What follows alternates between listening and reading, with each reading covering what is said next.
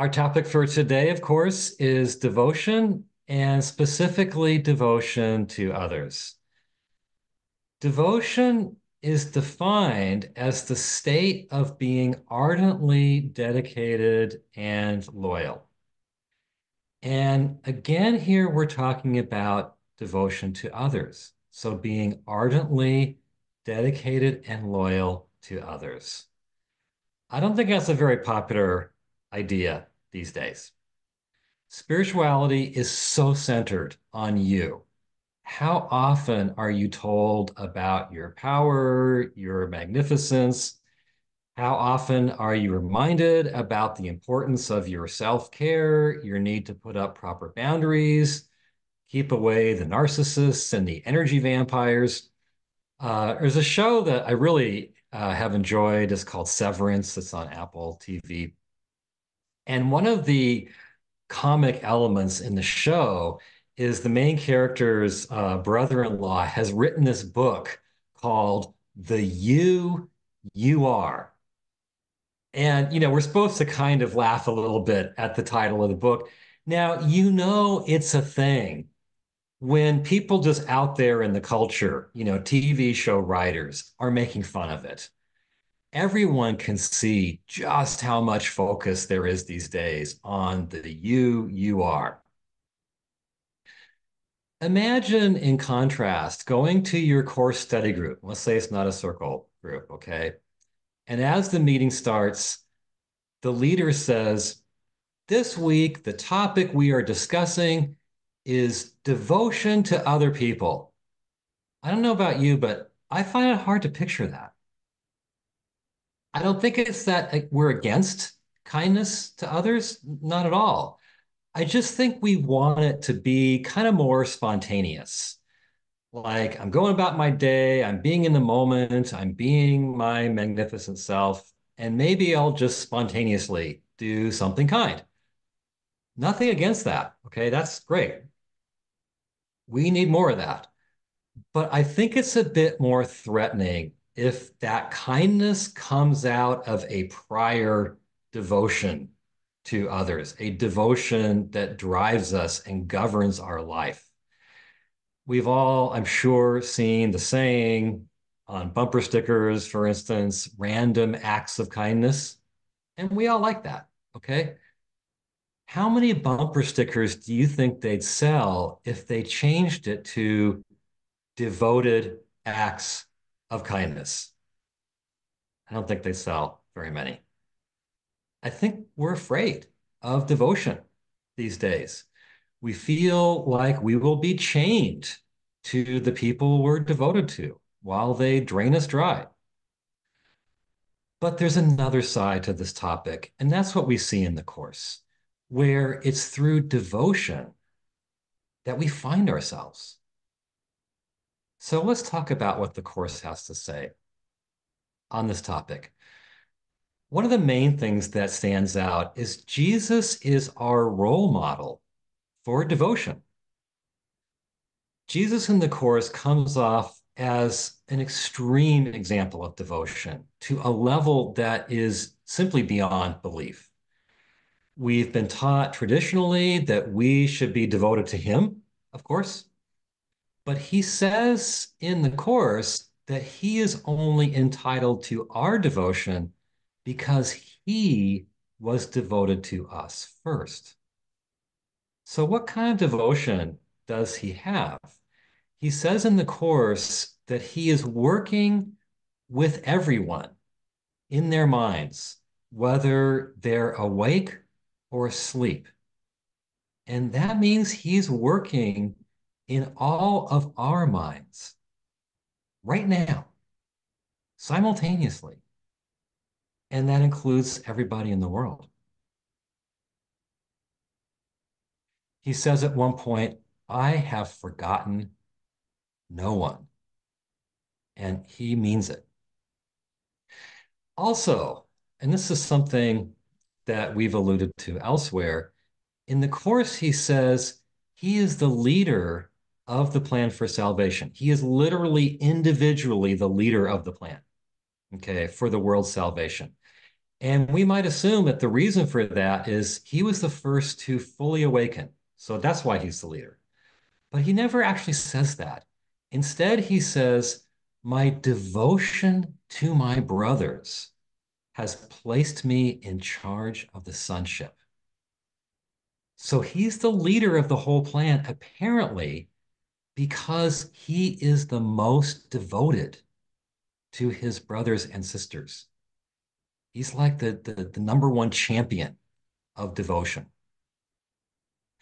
We may know that in the Course, he puts himself forward as our role model, but have we thought of him as model in this respect? Have we thought of him modeling his devotion?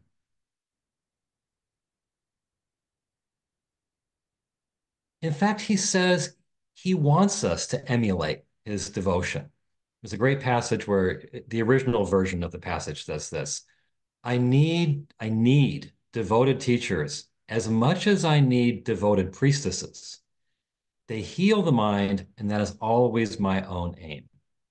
So the teacher's part was he was calling Bill Thetford, to be a devoted teacher.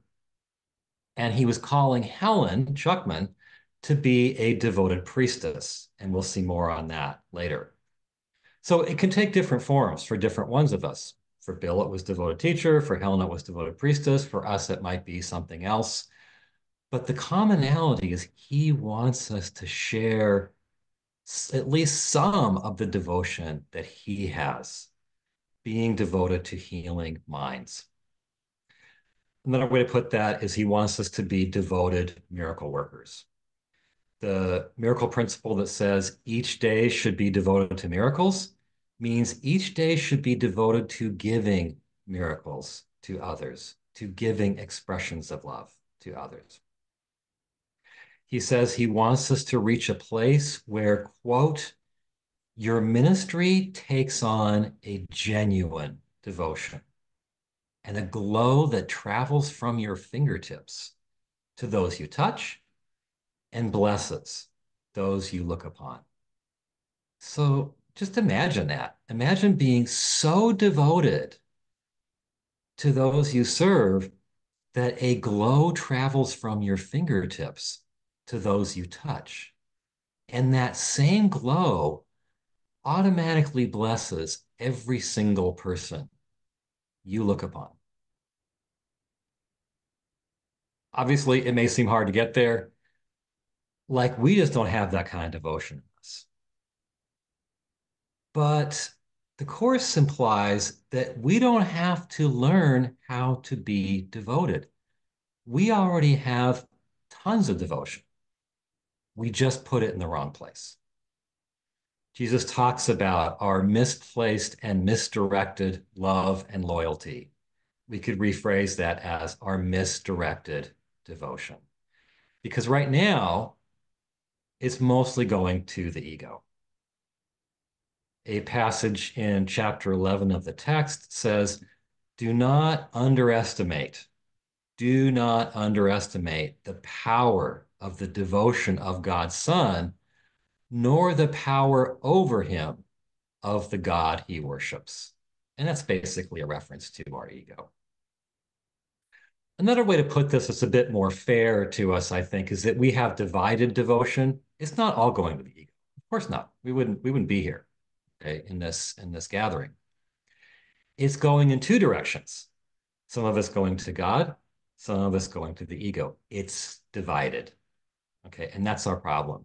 He says your mind is dividing its allegiance between two kingdoms, and you are totally committed to neither. And this, the Course would say, is what gets in the way of our devotion to others. Every bit of devotion that's going over to the ego is taken away from others. I think we know this, whether we've ever said that to ourselves or not. There's a really great discussion about this that was originally in relation to Bill Thetford. It was about his fear of teaching. So many of us Course students know that Bill had a fear of teaching. And in addressing this fear of teaching, Jesus mentions two forms of devotion to our ego that compete with devotion to those we teach. Now, this may not feel that applicable to you. You may not feel a calling to be a teacher, but I think this is broadly applicable to all forms of being helpful, to all forms of devotion to others. So there's these two forms here of devotion to one's ego. The first is exploiting the teaching situation in the hope that they, your students, will exalt your image. Exploiting the teaching situation in the hope that they will exalt your image. This is familiar, right? This is the teacher whose ego is puffed up by teaching, who needs the adulation of the students to believe in his or her own sense of worth. We know this guy. And most of us, the majority of us, are not this guy. We probably tell ourselves we wouldn't let our ego get the better of us like that. Okay. We are not so ego inflated as to do that. And this brings us to the second form of devotion to the ego that gets in the way of devotion to others. Avoiding the situation in the fear that they will bring down your image. Avoiding the teaching situation in the fear that your students will bring down your image. They won't see you in such exalted terms, and your image of yourself will feel dragged down by their opinion, by your poor performance. I think this is most of us. Okay. And this passes for humility. In fact, when we all look back on Bill, we think, his ego didn't need him to be the teacher. No, his ego needed him to avoid being the teacher. This is not the egregious egocentrism of the first category, but is it really different? After all, in both categories, you're seeing the teaching situation as being about how they affect your image. But it's supposed to be about them. You're there to teach them. How can you be devoted to them if your real devotion is to how you come off?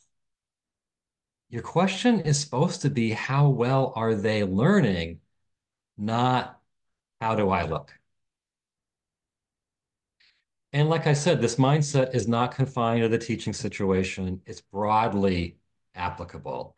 In fact, I read many years ago a great book by Ram Dass called How Can I Help? And this was practically the central theme of the book, that the question, how am I looking, gets in the way of being truly helpful. The manual for teachers talks about this same mindset in relation to not the teaching situation, but the healing situation. It talks about the self-doubt that can plague a healer and says this self-doubt can take many forms. And again, you can think of other helping situations that you're in or that you've been in and see if you relate to these different forms of self-doubt. Okay. He says, perhaps there is a fear of weakness and vulnerability. Perhaps there's a fear of failure and shame associated with a sense of inadequacy. Perhaps there is a guilty embarrassment stemming from false humility. Then he says this unforgettable line. He says, the mistake is always some form of concern with the self to the exclusion of the patient. So the word patient is because it's a healing situation, but you can think of this as the other person you're trying to help. The mistake is always some form of concern with the self to the exclusion of the other. And that's why one way out of our fear of being devoted is just taking on that sense of devotion to them. That takes away the fear. Jesus says, if you will to be a devoted teacher rather than an egocentric one, you will not be afraid. You'll be focused on them. Another key thing, a key to not being afraid, is to realize you are not the image that they hold of you. You're not the positive image that they hold of you, and you're not the negative image that they hold of you. Why? Because the Course says you are not an image. You are an invisible, eternal reality created by God. It's not affected by what anyone thinks of you, including you.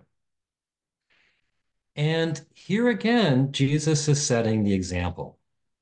It's a great passage where he speaks of people who raise him up or bring him low in their minds, in terms of their image of him. And here's what he says: I would not be able to devote myself to teaching if I believed either of those blatant misperceptions. And you will not be a devoted teacher as long as you maintain them. I am constantly being perceived as a teacher to be either exalted or rejected, but I do not accept either perception for myself. And that's the key. We need to follow his example and refuse to accept either perception. If they praise us and raise us high, if they condemn us and bring our image low, we accept neither one. Another way to put this is that we need to refuse to believe that we are at stake, that our worth is at stake in the helping situation. A passage addressing, again, Bill says, once again, nothing you do or think or will or make is necessary to establish your worth. Your ego is never at stake because God did not create it. Your spirit is never at stake because he did. And then a bit later, he says, no form of devotion is possible as long as this delusion lasts. If you think who you are is on the line, you can't be truly devoted. And conversely, to the degree you are so secure in yourself that the question of your identity is off the table, to that same degree, you're free to devote yourself to those you serve. Now, of course, there are other forms of devotion to our ego that get in the way of devotion to our brothers and sisters. There's some obvious candidates that come to mind. Our attachment to external things like possessions and money, that gets in the way. Our obsession with our body, that gets in the way. The little rituals we perform throughout the day, like the ritual of scrolling through our phone or, surfing the internet, that gets in the way. And I'm sure there's a long list of other things that get in the way of devotion and basically amount to devotion to the ego. And that leads us to a story that I want to play out at length. And this is a story told in Cameo 16 in the back of the CE. It's called Helen's Extra Mile. But in this story, I think we can see so much of ourselves in a number of different ways. So let me take you through the story and try to help you see yourself in it. So here's the situation. As best as we can reconstruct, Bill had a friend, and in his journal, he calls this friend B New, N-E-U, like it's an abbreviation. So we'll call him B Newman, just as a kind of a guess. And Bill is spending a lot of time trying to help B Newman with his wife. So in his journal, Bill writes, she is obviously terribly frightened, but is engaging in almost every possible distortion to avoid awareness of this fear. it must be important for me to make a direct contribution here. He's talking about applying the first principle of miracles, that there's no order of difficulty in miracles. So he's taking this very seriously. Okay. So Bill apparently asked Helen to receive guidance about being Newman's wife, apparently so that Bill could be more helpful. And Helen initially refused, but then she reversed that and she worked late to respond to Bill's request and get the guidance. And she clearly had a lot of difficulty in getting the guidance because I want to show you the actual page of the guidance from her notebooks. Okay.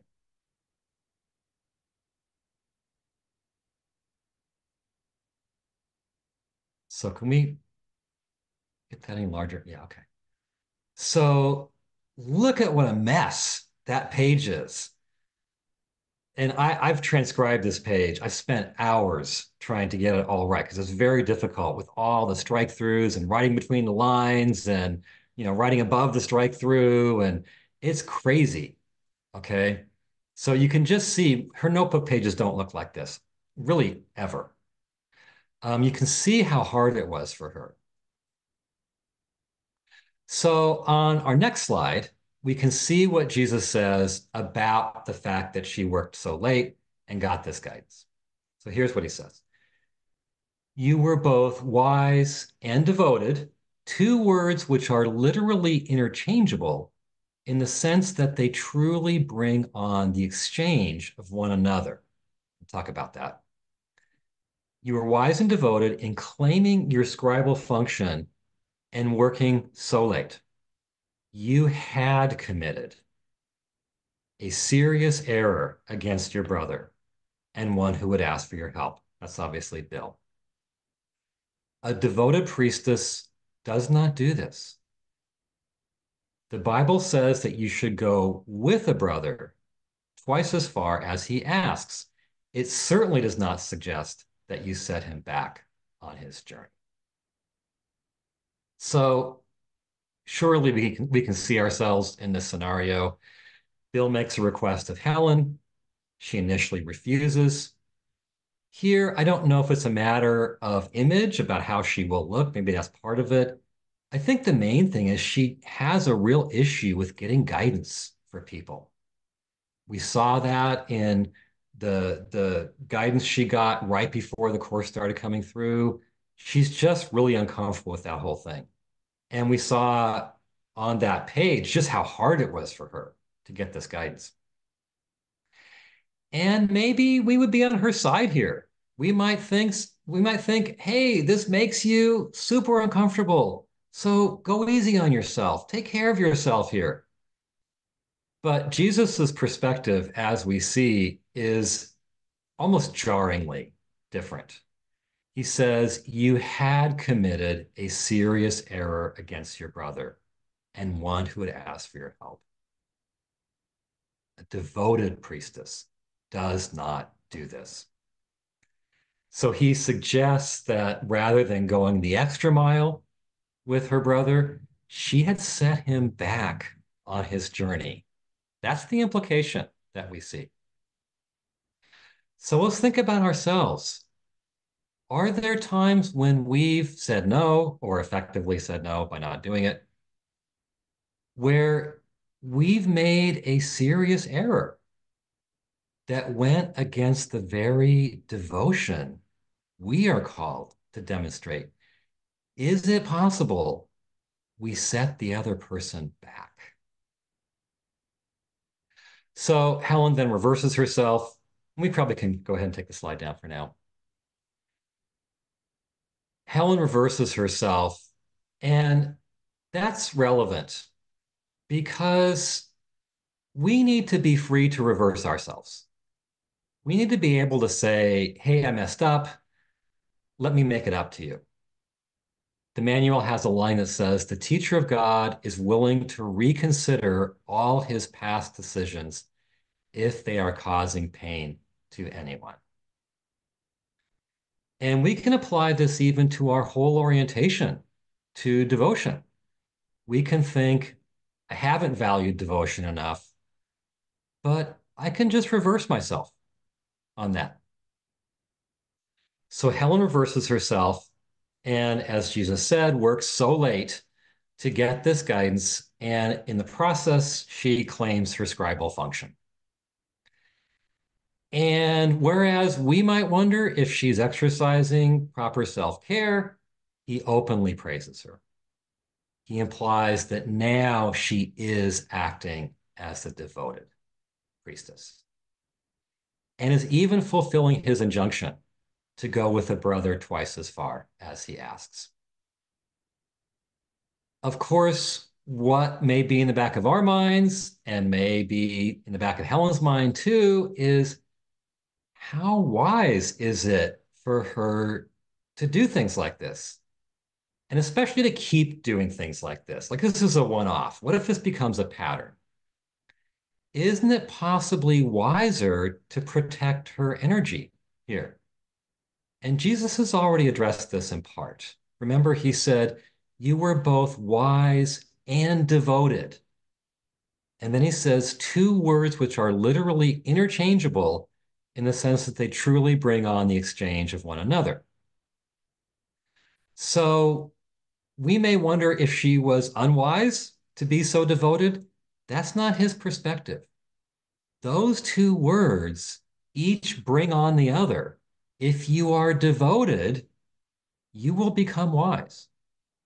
If you are wise, that will make you devoted. So if you've ever wanted wisdom, and who doesn't, now you know how to get it. And now he goes on in the next slide to expand on the wisdom of being devoted, the benefits, the value to you, meaning to Helen in this case, of being devoted. So after he says the Bible says you should go twice as far with the brother who asks rather than set him back, here's what he says going on. Devotion to a brother cannot set you back either. It can only lead to mutual progress. The result of genuine devotion is inspiration. A word which properly understood is the opposite of fatigue. And that's what she's worried about, fatigue. To be fatigued is to be dispirited, but to be inspired is to be in the spirit. To be egocentric is to be dispirited, but to be self-centered in the right sense is to be inspired or in the spirit. The truly inspired are enlightened and cannot abide in darkness. This is addressing all of our fears about devotion. He's saying it doesn't set you back. It leads to mutual progress, their progress and your progress. It doesn't drain you and make you fatigued. It actually fills you with the Spirit, fills you with inspiration. He suggests what's actually dispiriting is being egocentric. Like maybe our egocentrism is the sort of long-term dispiriting, the thing that makes us tired and fatigued in the long term. Is that possible? Could our sense of tiredness come from spending our energy on ourselves? And so, what he implies in the end is that devotion to others is being self centered in the right sense. That's how you truly serve yourself. So, what is our relationship with devotion? How much are we controlled or held back by the fear that we'll be drained and fatigued and we'll have nothing left for ourselves? Does devotion strike us as foolish, reckless, unwise? Is it possible that we've been getting it backwards? That devotion fills us with inspiration and with wisdom. That devotion is being self-centered in the right sense. Now, it's true as a caveat that Jesus wants to let wants us to let him set his limits on how we express our devotion. He will protect us if we let him from burnout, and we should do that. But I think for most of us, the main task is to unleash our devotion. To return to this issue of, do I have it in me? Do I have that kind of devotion even within my potential? There's this passage that's a favorite that Carla quoted that says, God, in his devotion to you, created you devoted to, to everything and gave you what you are devoted to. So devotion is not out of our reach. We were created devoted, devoted to everything. So is it possible that our lives could be transformed by a new relationship with devotion? That rather than a way to lose ourselves, could devotion be the way to find ourselves, the way to find our true nature as God created us? Thank you.